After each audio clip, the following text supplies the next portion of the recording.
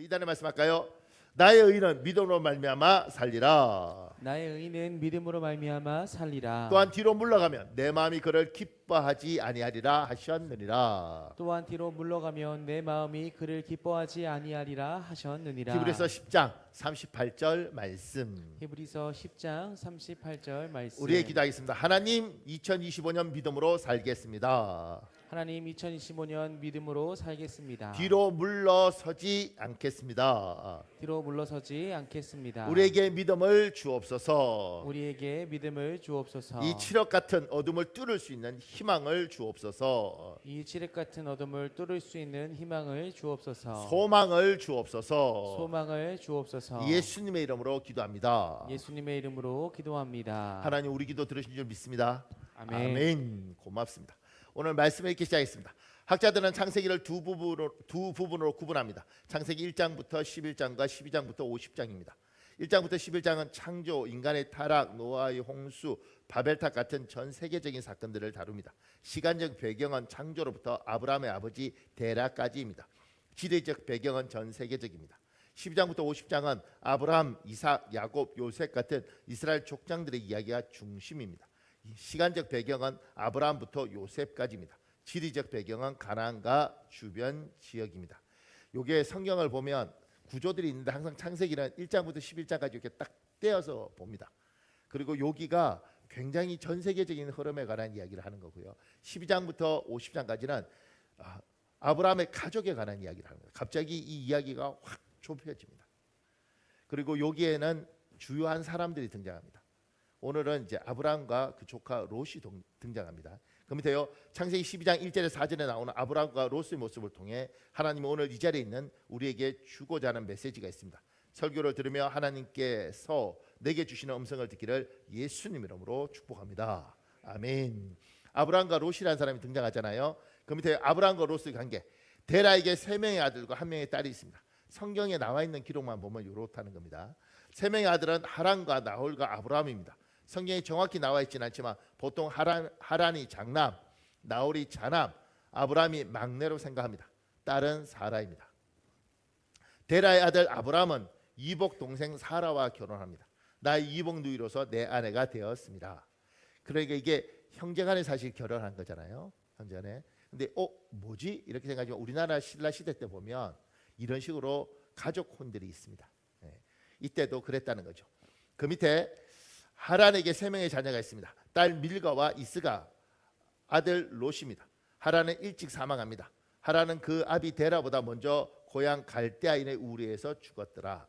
하란의 딸 밀가는 데라의 아들 나홀과 결혼합니다.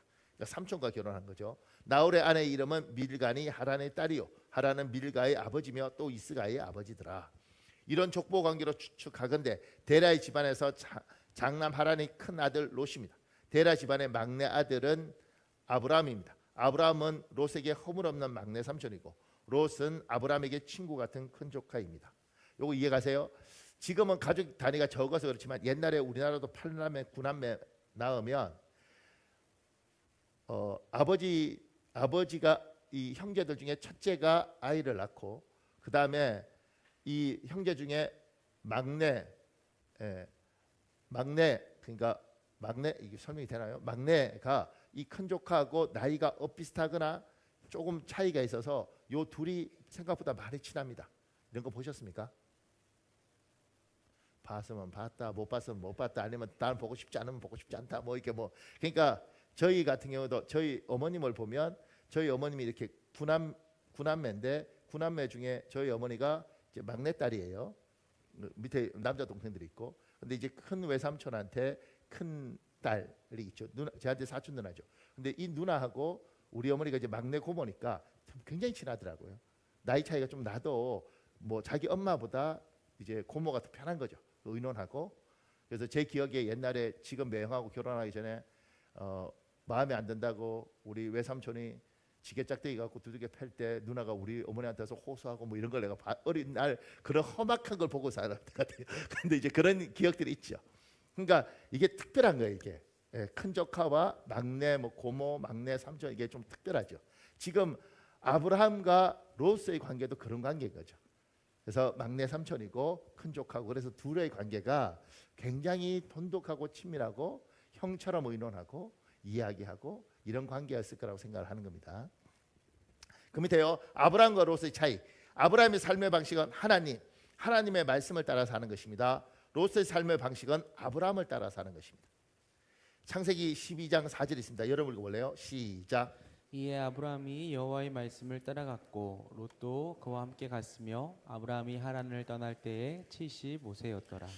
보세요. 고향을 떠날 때 아브라함은 하나님이 명령한 하나님의 말씀을 따라간 것이고, 롯도 성경에 롯도 아브라함 하나님의 말씀을 따라갔더라 이렇게 되어 있지 않고, 롯은 아브라함이 가니까 간 거예요. 왜냐하면 친애했고 항상 존경했고 따랐고 그 다음에 친했던 삼촌이고 어쩌면 자기한테 롤 모델일 수도 있죠. 그러니까 삼촌이 가니까 그 삼촌 믿고 따라간 겁니다. 그러니까 아브라함과 롯은 고향을 떠날 때 기준이 달라요. 하나님을 따라 하나님이 말씀하셨기 때문에 간 아브라함과, 하나님 말씀은 듣지 못하고 삼촌이 가니까 따라간 롯은 기준이 굉장히 다르죠. 그 밑에요, 아브라함과 롯은 같은 집안 사람입니다.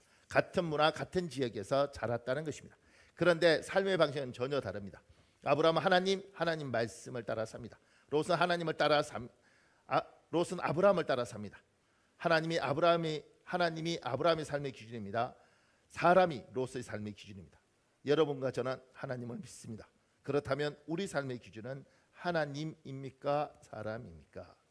이 질문을 이제 해보는 겁니다. 그러니까 여러분과 제가 일단 여기 모태신앙들도 있고 뭐 몇 대째, 3대째, 4대째 믿는 사람들도 있잖아요. 근데 우리가 이렇게 하나님을 믿어도 하나님을 믿을 뿐이지 삶의 기준이 하나님이 아닌 사람들도 많습니다. 하나님을 믿을 뿐이지 삶의 기준이 하나님이 아닌 사람, 하나님을 부정하는 게 아니에요. 하나님을 믿지만 내가 어떤 선택들을 할 때는 하나님이 중요한 게 아니라 내가 알아서 선택을 하는 거죠. 그래서 예수 믿는다고 다 삶의 기준이 하나님이 아니고요. 예수를 믿어도 삶의 기준은 다를 수 있습니다. 예를 들어볼까요? 제가 가르쳤던 애들 중에, 제가 이제 전도사로 가서 고등학교에 가 있었는데 고등학교 여자애들 둘이가 있었습니다. 둘 다 똑똑했던 애들입니다. 근데 그때 이제 이 아이들이 이 애는 아버지가 안 믿고, 이 애는 아버지가 그때, 지금은 장로님인데 그때는 안수 집사님이었어요, 교회. 그래서 얘들이 이제 우리 고등부였는데 얘들 고3인데 공부를 잘했어요. 그러니까 둘 다 시험을 쳐서 양쪽에 합격했습니다, 대학을. 그러니까 얘들 둘 다 연세대도 합격하고 한동대라고 포항에 있는 대학에도 합격했습니다. 근데 이제 고시대 때는 한동대에 대한 환상이 있었습니다. 저기 가면 믿음이 좋아진다는 뭐가 있었습니다. 그래서 합격을 둘 다 했는데 얘는 아버지가 믿음이 없는 사람이니까 아버지가 당연히 연세대가 한동대, 야 포항까지 왜 내려가? 난 그런 학교 몰라. 연세대가, 이렇게 된 거죠. 그러니까 이길 수도 없었습니다. 근데 얘는 아버지가 이제 안수집사니까 갈등하지 않겠습니까? 대부분 그래도 뭐 신생학교고 뭐 믿음이 좋아진다고 저기 가는 게 아니고 그래도 연세대 가야지. 그건 기독교 학교 아니야? 거기도 기독교 학교인데, 이랬는데 애 보고 선택을 시켰고, 걔 이름이 예언이었는데 예언이가 한동대를 선택했습니다. 하나 이제 재밌는 걸 본 거죠. 둘 다 연세대 같은 교회를 다니고 둘 다 연세대도 붙고 한동대를 갔는데, 하나는 부모가 안 믿으니까 당연히 연세대를 갔고, 하나는 그 부모도 아까웠겠죠. 그럼에도 불구하고 믿음으로 더 좋은, 믿음이 더 자란다니까 한동대를 보낸 겁니다. 이렇게 둘이 갔죠. 저는 이제 그걸 다 본 거예요. 그리고 어느 날 연세대나 이렇게 이화여대 이런 데서는 하나님을 믿는데 그 교수들 중에 이게 성경을 이상하게 읽는 교수들이 있습니다. 모두가 그런 건 아니고, 어느 날 이놈이 술 먹고 우리 교회 와서 내 앞에서 주정하는데, 야 내가 정말 뭐 이렇게 다했다 생각이 들더라고요. 와, 하나님 진짜 살아계신 거 맞아요. 뭐 이렇게 뭐 기도도 하고 이러던 놈이었는데, 여자인데 둘 다 여자예요. 그러면서 내가 이게 어쩌다 이렇게 됐나, 이렇게. 얘는 그 아버지가 힘들었겠지만 하나님을 경외하고 신앙이 더 좋은 쪽으로 선택을 해서 한동대를 갔고, 그 아이가 신앙적으로 자라가는 걸 보고, 나중에 제가 이제 그 교회를 떠나고 오랜 후에 다시 이 장로님, 성함이 이재원인데 이 장로님을 만났을 때 제가 예언이 어때요? 그러니까 목사님 결혼해서 애가 둘이고 취직하고 뭐 이런 이야기 쭉 하면서 제가 물었죠. 궁금해서. 그때 연세대를 안 가고 한동대를 간 것이 어떤 선택? 정말 우리가 믿음으로 선택했는데 너무 복된 선택이었다 이렇게 하는 거예요. 뭐 이랬다고 해서 다 잘 됐다는 건 아니고 이런 선택을 한 거죠. 이렇게. 그렇다고 또 우리 딸 연대 갔는데 망가지나요? 그렇지 않아요. 그렇죠. 그러니까 제가 이제 그 부모들의 선택을 보면서 아하 이게 뭐 이걸 선택할 수도 있죠. 그런데 이제 이런 선택을 봤을 때 믿음이 있지만 그 사람들의 신앙의 그 사람들이 어떤 선택의 기준이 하나님이 기준이 아닐 수 있다. 또 이런 것도 봤습니다. 그때 이제 걔가 고등학교 2학년, 중학교 2학년 상황이 잘 모르겠어요. 근데 굉장히 똑똑한 아이였는데 그 아이가 이제 예배를 오는 거죠. 근데 그 아버지가 안수 집사님이었습니다. 그리고 그 당시에 11조를 100만 원씩 하는 한 달 1,000만 원 번다는 거예요. 그러니까 그때는 굉장히 많이 버는 거죠. 지금도 많이 버는 거지만 근데 벌써 몇 년이에요. 뭐 한 30년 가까이 되잖아요. 근데 이제 그렇게 버는데 그 집사님이 저 찾아오셨어요. 안수 집사님인데 저 찾아와서 우리 애 목사님 예배 못 보낸다는 거예요. 그래서 왜요? 그러니까 이 무한 경쟁에서 우리 애가 뒤처질 수 없다는 거예요. 그러니까 주일날 학원을 다녀야 되고 왔다 갔다 하는 시간 이거 아깝다는 거죠. 그때 제가 굉장히 놀랐습니다. 안수 집사님이었고 그 당시 교회에서 11조 1등이었단 말이에요. 그리고 자기는 헌신적이에요. 하나님 믿고 복 받았다고 생각하는 사람이니까. 그런데 그때 하나님을 믿지만 어떤 선택을 할 때 하나님의 기준이 아니고 명예와 돈이 기준일 수 있는 것들을 본 거죠. 그리고 그렇게 선택한 그 아이, 여자아이 지금 교회 안 다니죠. 안 다닐 뿐만 아니라 예수쟁이라면 일을 갑니다. 제가 네가 어쩌다 이렇게 됐냐. 그런데 결혼도 했고 애도 절대 안 낳습니다. 그게 그냥 애는 안 낳고 힘들어서 이게 아니고 이 더러운 세상에 애를 태어나게 할 수 없다 뭐 이런 겁니다. 제가 이제 그 아이를 이렇게 보면서 그거 내가 유치원 때부터 봤단 말입니다. 야 이거 뭐 어떻게 된 거지? 제가 걔들 고등학교 되고 난 이후에 제가 떠나서 긴 세월 후에 다시 돌아보면서 이게 뭐지? 그러니까 하나님을 믿어도 하나님 믿고 천국 가죠. 예수님 믿으니까 천국 갑니다. 근데 삶의 기준에 하나님 아닌 사람 생각보다 많다는 겁니다. 선택할 때마다 하나님이 기준이 아니고 사람의 기준에 대한 다른 게 기준인 사람들 많다는 겁니다. 질문하는 거죠. 여러분의 삶의 기준은 무엇인가?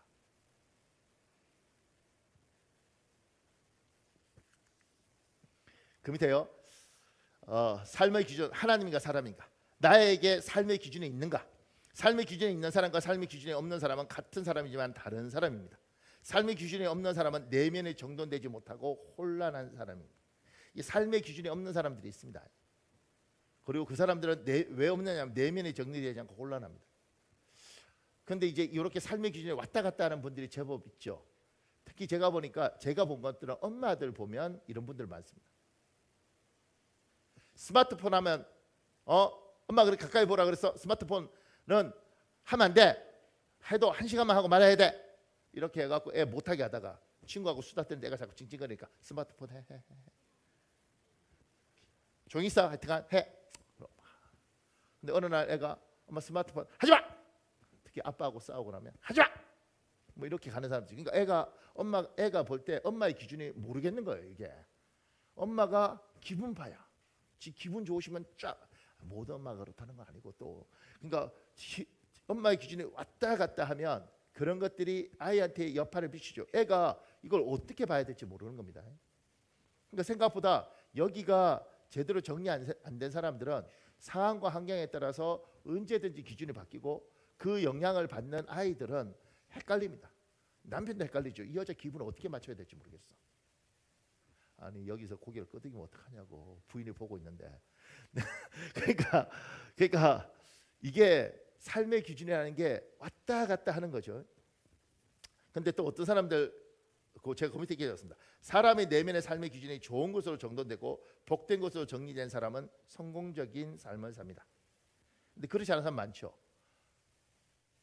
밑에 제가 이렇게 했습니다. 한국 시리즈에 우승한 SK 힐만 감독 2018년도에 우승했더라고요.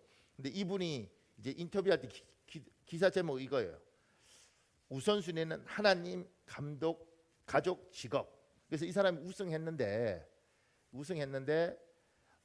그러면 이제 우승한 감독이니까 연봉 더 올리고 그 다음에 재계약해야 되는데 재계약을 안 하고 미국으로 갔어요. 그 이유가 뭐냐면 자기들한테 딸이 있는데 이 가족이 더 중요하기 때문에 나는 가족과 함께 해야 된다 이러면서 재계약하지 않고 미국을 갔습니다. 제가 놀랬던 건 그 사람이 삶의 기준이 명확하니까 돈보다 가족, 그러니까 정리하고 간 거죠. 저는 그분도 놀랬지만 그 부인 보고 놀랐습니다. 이해 안 가나요? 우리 같으면 여보, 난 가족이 중요하니까 이 한국에서 우승했지만 연봉을 더 올려준다지만 나는 사랑하는 가족을 위해서 가겠어. 우리는 오지 마! 돈 벌어야지. 우리는 이렇게 하지. 오긴 어디 와? 가족이 중요해. 돈 벌어. 이렇게 하겠지. 근데 이분 그렇게 해서 간 거죠. 그러니까 자기의 명확한 기준이 있으니까 그런 선택한 거죠. 근데 그 선택에 대해서 많은 사람들은 참 좋은 선택이다. 복된 기준이다. 이런 이야기를 하죠. 제가 그 밑에 김구 선생님의 백범일지 이렇게 나오잖아요. 내 소원이 무엇이냐고 하나님이 내게 물으시면 나는 스스럼지 않고 내 소원은 대한 독립이요 하고 대답할 것이다. 그 다음 소원은 무엇이냐 하면 나는 또 우리나라의 독립이요 할 것이요 또 그 다음 소원이 무엇이냐 하는 세 번째 물음에도 나는 더욱 소리 높여서 나의 소원은 우리나라 대한의 완전한 자주 독립이요 하고 대답할 것이다. 동포 여러분, 나 김구의 소원은 이거 하나밖에 없다. 내 과거의 70평생을 이 소원을 위해 살아왔고 현재에도 이 소원 때문에 살고 있고 미래에도 나의 이 소원은 달하려고 살 것이다. 이런 기준들이 있는 거죠. 이 사람은 독립. 그러니까 이런 좋은 기준들이 있는 사람들은 삶의 내면이 정리 안 돼서 기준이 없는 사람하고 이게 정리돼서 좋은 기준을 가진 사람들의 인생은 다릅니다. 반드시 이런 사람들은 참 의미 있는 인생을 살고 우리가 볼 때 참 잘 살았다 이렇게 생각하는 거죠. 근데 이제 이런 이야기하면 이제 젊은 애들 중에 이런 이야기. 목사님, 저도 삶의 기준이 명확하게 있습니다. 넌 뭐니? 저는요 행복하면 하고 행복하지 않으면 안 한다는 겁니다. 저는 행복하지 않은 일은 안 합니다. 제가 가만히 들어보니까 조금 더 그걸 원색적으로 표현하면 이렇게 되더라. 저는 재밌으면 하고 재미없으면 안 합니다. 기준이 명확한 것처럼 이야기하는데 제가 가만히 생각하면 그런 생각이 들더라고요. 그래서 결혼해서 애 낳아서 좀 키우는데 재밌으면 키우고 재미없으면 갖다 버릴 거야. 그 기준이라는 게 명확한 것 같지만 명확하지 않아요. 저는 행복하면 하고 행복하지 않으면 안 합니다. 저는 재밌으면 하고 재미없으면 안 합니다. 그 이야기 아니겠어요? 그래서 저는 결혼도 이래야 될 것 같아요. 왜 이혼하는가 보면 행복 안 하고 재미없으니까 왜 너무너무 재밌을 거라고 결혼했는데 결혼 살아보니까 재미가 없어. 행복하지가 않아. 그래 이혼하는 거죠. 그래서 내가 만약 줄였으면 이렇게 할 것 같아요. 옛날에 줄여서는 이러지 않습니까? 병들었거나 아프거나 고생할 때에도 떠나지 않고 영원히 변함없이 사랑할 걸 신랑은 맹세하느냐 그러면 네 이러고 그러잖아요. 이렇게 줄였어야 되죠. 지금 둘이가 눈이 뒤집혀서 결혼을 하는데 병들어서 간호하다가 열받으면 갖다 버리더라도 이해할 거냐? 지금은 돈 좀 벌고 그래서 괜찮은데 나중에 직장 잘려서 힘들어해서 한 2년 논평으로 놀면 그때 버리더라도 양해할 것이냐? 예, 그러면 결혼하자. 이렇게 가야 될 것 같아요. 아무리 어려워도 참고 살겠습니다. 이게 아니잖아. 그 말은 내가 행복하면 행복 안 하면 자식을 낳았는데 행복하든 안 하든 책임을 져야 되는 거잖아요. 결혼을 했으면 힘들고 어렵더라도 내 말에 대한 선택을 해야 되는 거지. 그러면 결혼 안 하고 연애만 하든가. 나도 몰랐어요. 그냥 연애만 해도 되는데 결혼해야 하는 바람에 몇 미쳤는 거 봐. 근데 몰랐어. 근데 지금 생각해 보면 결혼이라는 것들은 책임지는 거잖아요. 기준이 명확해야 되는 거지 않겠습니까? 제가 지혜로운 사람들은 기준이 명확해서 부부 사이도 목사님 우리는 아무리 부부 사이에서 험한 말을 해도 이혼하자 이런 말을 안 합니다. 왜냐하면 이혼은 우리에게 없습니다. 그 말을 하는 순간 우리는 다 끝나는 겁니다. 그래서 죽일 듯이 싸워도 이혼이란 말은 절대 하지 않습니다. 그래, 그럼 갈라 쓰는 거야? 말같이 무조건 사는 거야. 돌다가래. 뭐 이렇게 이해 안 가십니까? 그러니까 머릿속에 명확하게 그런 것 자체는 그거는 말이 안 되는 거야. 그딴 이야기는 있을 수가 없어. 어떻게 그렇게 말을 해? 아이하고도 옛날 우리 어른들은 싸울 때 그러잖아요. 내가 네 같은 걸 놓고 미역국을 먹어서 호적을 팥버려 이런 이야기를 하니까 애가 상처를 받는 거야. 네가 진짜 어떻게 그러시니? 그럼에도 불구하고 넌 내 아들이야. 내 아들. 뭐 이렇게 욕을 해도 제대로 해야 될 거 아니겠어요? 부부싸움에 싸움을 하더라도 내가 아무리 힘들어도 내가 네하고 헤어질 것 같아. 내가 죽어도 네하고 살 거야. 진짜 지긋지긋해 진짜. 이렇게 가는 거지. 그래야지. 그러지 않겠습니까? 그러니까 우리에게 선이 명확하고 좋은 기준이 있으면 싸우고 뭘 하더라도 보이는 거죠. 이렇게. 아, 저 사람이 중심이. 그리고 제대로 하면 그런 말 하면 안 되지. 근데 그러니까 이 안에 좋은 기준들을 가지고 있는 사람들, 기준이 없는 사람들 너무 많아요. 말하는 기준이라고 그러지만 조금처럼 기분에 따라서 말하는 것 그런 거 말고 내 기분이 어떻든 내 상황이 어떻든 내한테 가지고 있는 좋은 기준들을 가지고 있는 사람들이 있고 이런 사람들은 인생에 성공하더라는 거죠. 그럼 제가 이렇게 말하죠. 그 밑에요. 하나님을 믿는 여러분과 저는 분명한 삶의 기준이 있습니다. 하나님입니다. 그리고 하나님의 말씀 성경입니다.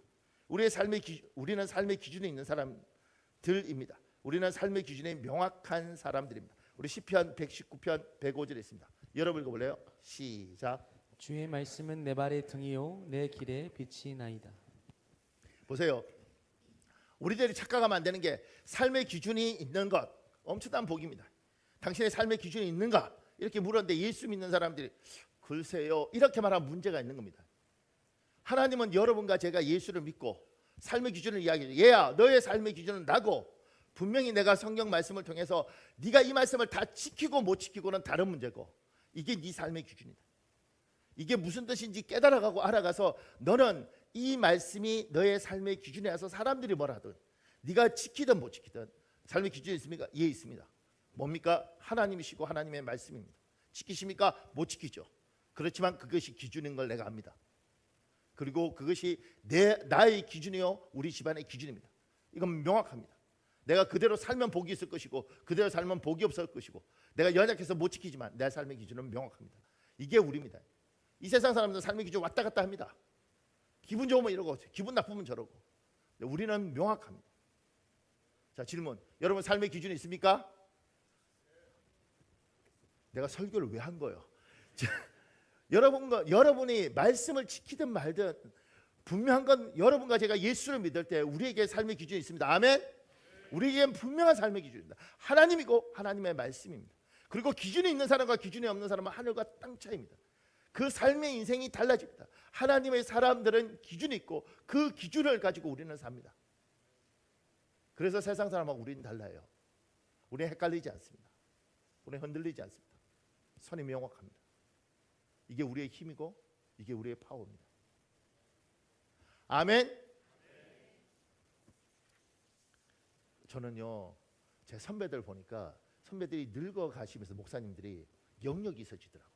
왜 영역이 있나 그러니까 젊었을 때는 예의도 갖추고 이래서 여러분 그리고 막 이해를 시켜서 성도를 라면시키려고 하는데 제가 보니까 늙은 선배들은 이제 나이도 좀 드시고 인생이 좀 은혜는 있지만 짜증이 나는가 보죠. 할렐루야! 그러니까 성도들이 할렐루야! 이렇게 가더라고요. 그러니까 사랑하는 여러분, 여러분과 제가 말씀 가운데 잡아야 될 게 있습니다. 아하, 삶의 기준이 없는 게 너무 많고 특히 지금 우리 젊은 아이들은 이 기준이 다 무너져서 하는구나. 이대로 가면 대한민국에 미래도 없고 이 세상에 미래도 없는 겁니다. 그런데 우리에게는 삶의 기준이 있고 하나님을 믿는 순간 내가 지키고 못 지키는 다른 문제고 나는 명확한 기준을 가졌고 그 기준을 내 아이에게 이야기할 수 있고 그 기준을 우리 부부에게 이야기할 수 있구나. 우리는 다릅니다. 이게 우리의 자부심이고 이게 예수 믿는 사람들의 힘입니다. 우리 좀 더 볼까요? 동그라미 이번에 삶의 기준에 사람인 사람이 있습니다. 어떤 사람을 존경할 수도 있고 어떤 사람에게 많은 걸 배울 수도 있지만 그 사람이 내 삶의 기준이 되면 안 됩니다. 아무리 훌륭한 사람도 사람입니다. 사람은 한계가 있고 허물이 있습니다. 아브라함의 조카 롯은 사람이 기준입니다. 아브라함이 롯의 기준입니다. 아브라함이 가면 가고 아브라함이 머무면 머뭅니다. 롯은 육신적으로 아브라함의 조카이지만 정신적으로 아브라함의 종입니다. 의도하지 않았지만 롯의 주인은 하나님이 아니라 아브라함입니다. 하나님은 자기 사람들을 성장시키기 위해 좋은 사람들을 사용하십니다. 그래서 우리는 사람을 통해 배웁니다. 하지만 어느 순간 그 사람이 나의 정신적 주인이 되고 나도 모르게 그에게 종처럼 의존하게 될 때가 있습니다. 잘못된 것입니다. 아무리 훌륭한 사람이라도 그는 단지 나를 성장시키기 위한 하나님의 도구일 뿐입니다. 사람은 우리 인생의 주인이 될 수 없습니다. 우리 인생의 주인은 오직 하나님 한 번뿐입니다. 여러분과 제가 잊으면 안 되는 게 이 세상 사람들은 사람을 통해서 배우죠. 스승이라는 분이 있고 나에게 참 도움을 주신 큰 어른 뭐 이런 분들이 있는 사람도 있죠. 우리도 그렇습니다. 사람을 통해서 배우도록 하나님 우리에게 좋은 사람을 붙이십니다. 그래서 때로는 신앙이 약한 사람에게 어떤 집사님이 어떤 권사님이 붙어서 가르쳐주고 도와주고 이럽니다.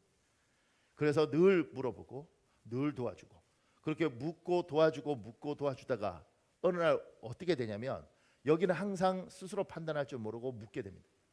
여기는 항상 내 허락 없이 네가 왜 그랬어 이렇게 됩니다. 이게 성도들과 목사 사이도 이런 구조가 박혀버리는 경우가 있습니다.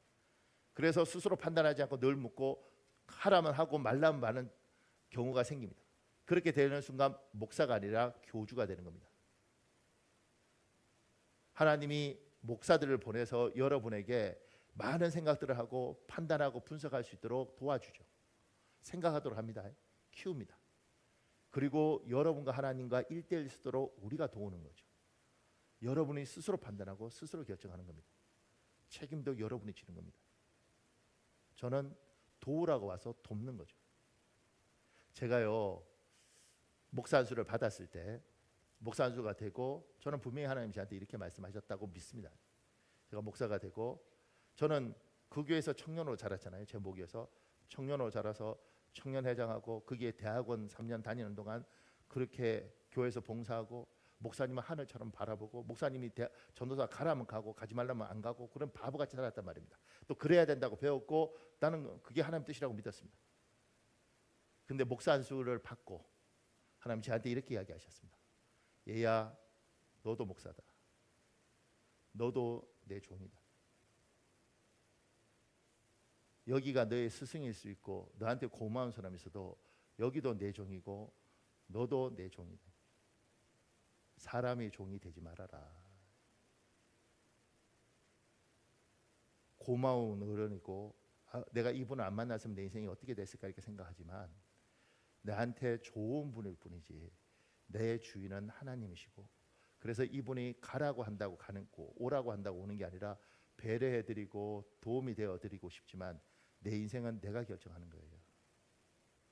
하나님이 제가 목사 안수를 받을 때 그걸 가르치셨어요. 그때 처음에 많이 놀랬죠. 그러면서 시간이 지나면서 내가 주의 종이구나. 내가 사람 말에 휘둘리면 안 되겠구나.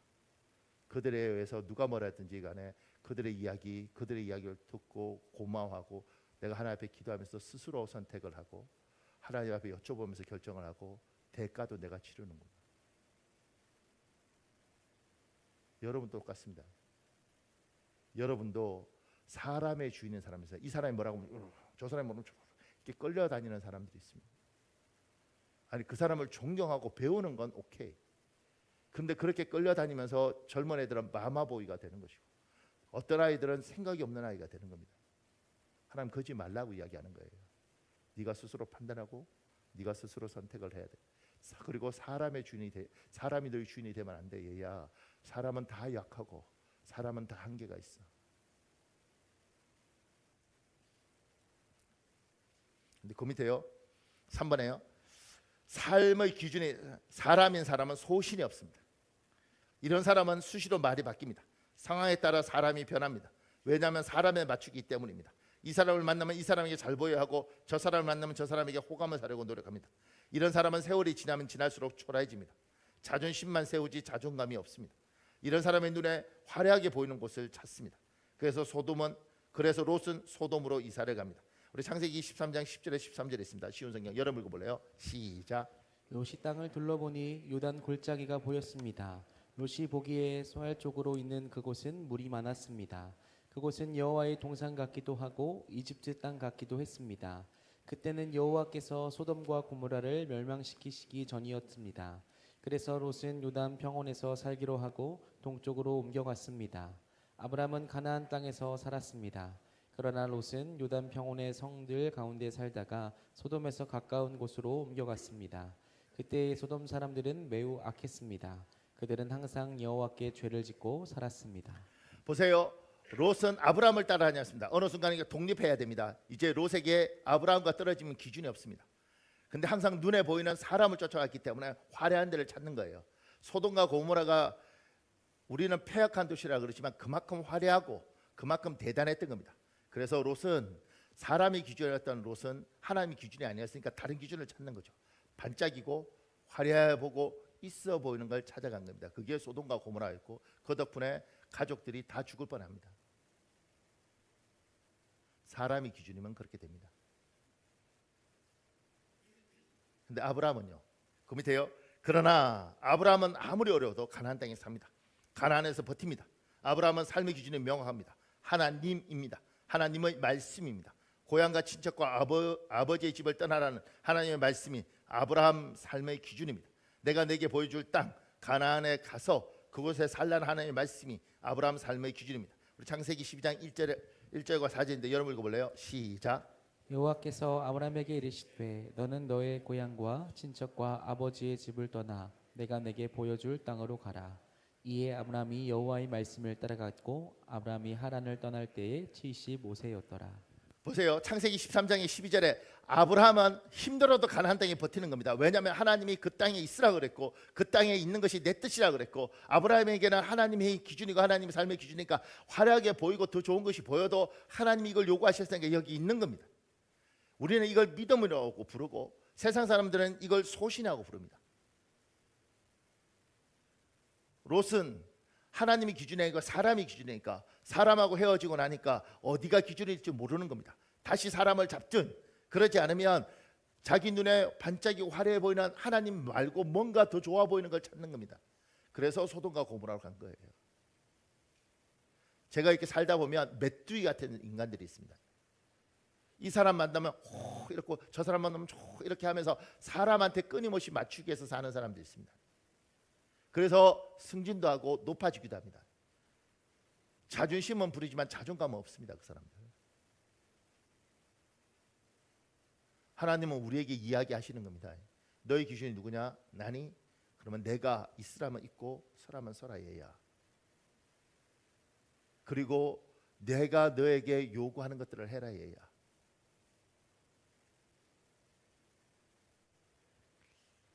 제가 그 밑에 이런 걸 있죠. 아브라함은 소신이 있습니다. 하나님의 사람들은 소신이 있습니다.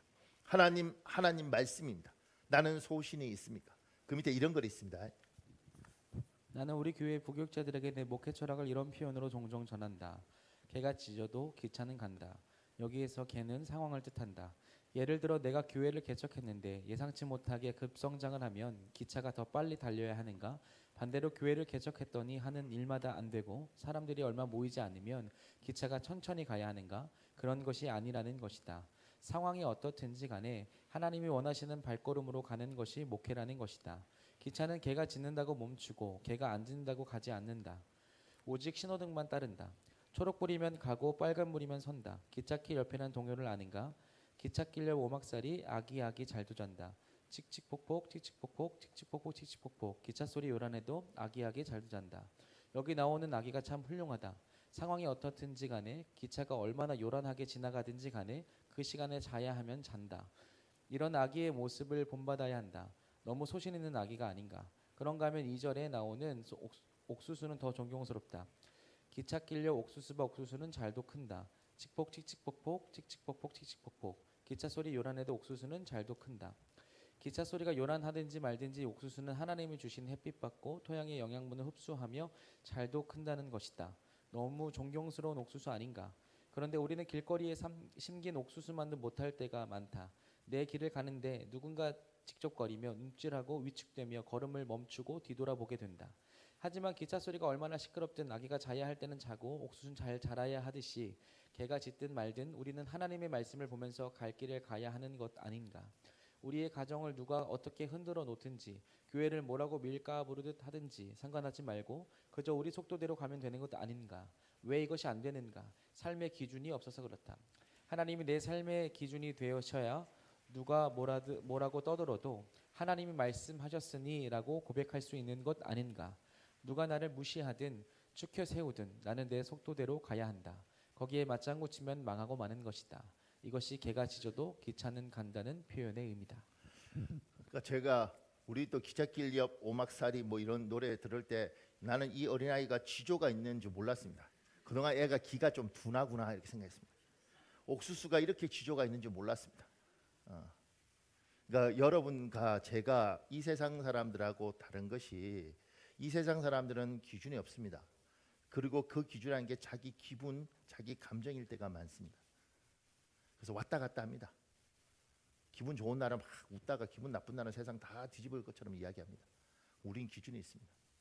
하나님이 우리에게 기준을 선명하게 주시면서 얘야 내가 너의 기준이고 말씀이 너의 기준이라 이야기를 합니다.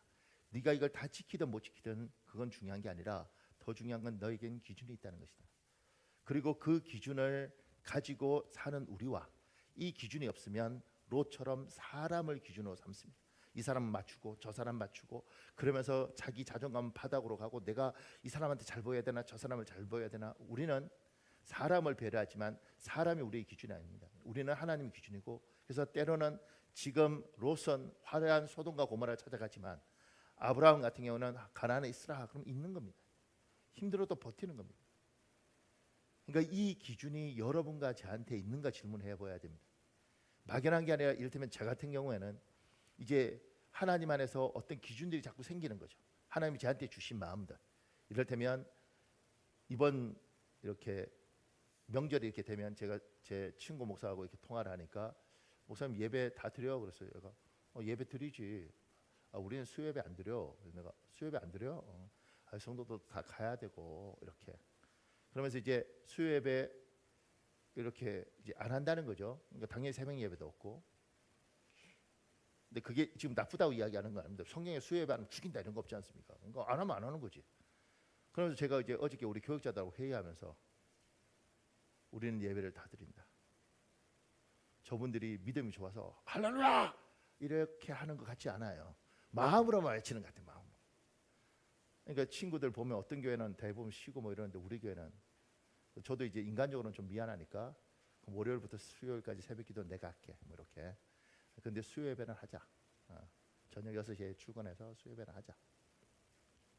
그러면 왜 나는 포기 못할까 이런 생각을 해보면 그런 것 같아요. 제가 너무너무 외로울 때 그 미국에서는 수요 예배 없는 교회들도 있거든요. 근데 잘 모를 때 수요일 날 너무너무 힘들고 어려울 때 예배 드리기 위해서 갔는데 교회 예배가 없는 거예요. 한 2,500명쯤 되는데 그때는 몰랐죠. 각 뭐 성경 공부하는 팀들이 성경 공부하고 수요일 날 저녁 예배는 없다는 거예요. 근데 너무 힘들어서 예배 들어갔는데 예배가 없을 때 정말 슬프더라고요.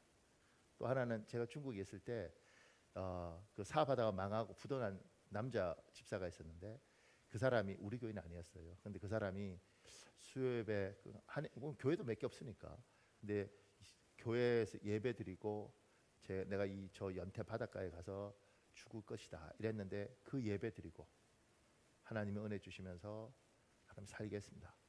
그리고 다시 원래 직원도 수백 명 있고 이런 사람이었는데 직원 다시 10명 데리고 다시 일하는 걸 내가 봤어요. 그러면서 하나님 아무리 힘들어도 나는 예배하겠습니다. 이런 마음이 있는 거죠. 그리고 참고로 여러분은 진짜 좋은 목사 만났습니다. 그러니까 여러분도 나와야 됩니다. 아니라 하잖아. 가세요. 다들 가시고 나는 예배하겠다는 거지. 그리고 하고 싶은 사람만 오라는 거죠. 세상에 이렇게 좋은 목사가 없어요. 제가요 전도사 때 제가 배웠던 목사님은 새벽에 안수집사들 안 오잖아요. 저한테 그러죠. 박 전도사 지금도 아니죠. 정성희 집사한테 연락해. 새벽에 어디 안수집사가 와라. 이렇게. 그래서 새벽에 집사님, 목사님이 집사님 찾으세요. 근데 참 착하죠. 아우 피곤해 이것도 아니고 예? 그리고 막 오셨어요. 오셔서 그분의 앉는 자리에 항상 여기니까 그 새벽에 늦게라도 와서 막 앉더라고. 저 뒤에서 놀랬던 거 비너거품 여기 있어. 내가 그 상황에서 막 목사님 막 야단치시고 집사님은 막 쩔쩔매시고 사업 그분도 사업하는데 바쁜 사람인데 제가 그 광경을 이렇게 나는 그걸 봤다니까요. 봤으면 뭐요? 그렇게 살 수도 있잖아요. 근데 그때 제가 들었던 생각은 할 사람은 냅둬도 온다.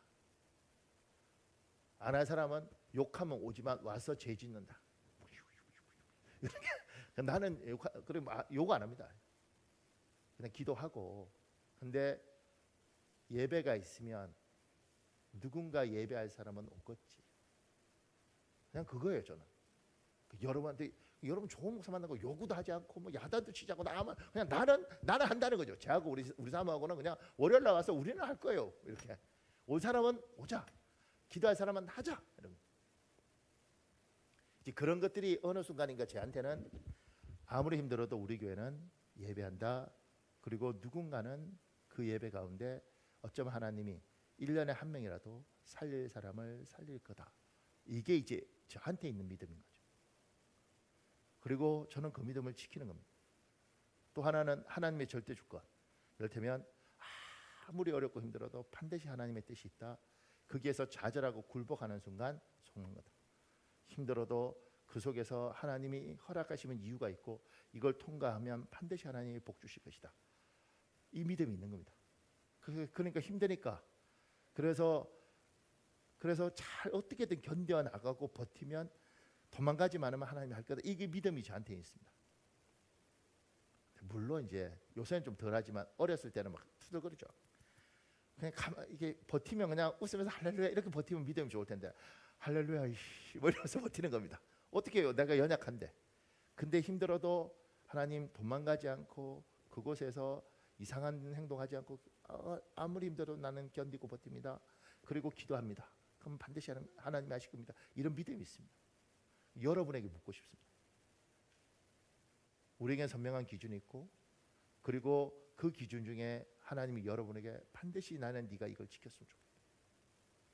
때로는 누군가에게는 나는 반드시 네가 기도의 자리를 지켰으면 좋겠다. 또 누군가에게는 너는 아무리 힘들어도 너만은 제가 어떤 분 보니까 그러더라고요. 그 사람은 가는 곳마다 시누회를 만들더라고요. 그리고 이렇게 생각하는 거예요. 시누회를 만드는 것은 하나님이 나에게 요구하신 뜻이다. 그래서 그 사람이 가면 거기는 반드시 시누회가 생깁니다. 공무원인데 자기는 그렇게 믿는 거예요. 그리고 헌신하는 겁니다.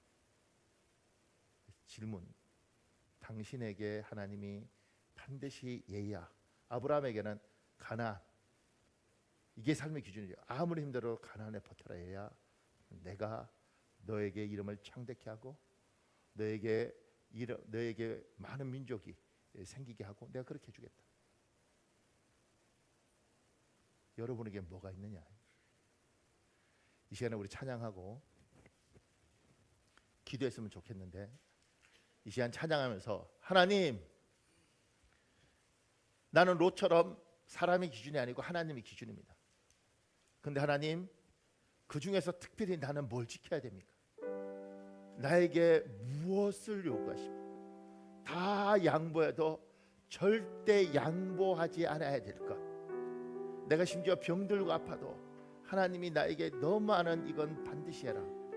얘야, 내가 너에게 이걸 요구하고 책임지겠다. 뭡니까? 저는 분명히 오늘 이 자리에 있는 특히 여기 믿음 좋은 사람들 많잖아요. 여러분에게 요구하셨습니다. 그리고 여러분이 그걸 지키다가 어느 순간이니까 무너지거나 잃어버린 사람들이 제법 있습니다. 그리고 오늘 설교 들으면서 기억날 겁니다. 그러지 하나님이 나한테 그걸 요구했는데 여러분 마음속에 이런 생각 들죠. 이제 내가 지금 나이가 몇인데 저하고 똑같은 그때 잠시 그러지 않습니다. 끝까지 요구하는 게 있습니다. 이제 우리 찬송하고 하나님 여쭤보십시오. 그리고 기억나면 그거 붙들고 기도하겠습니다.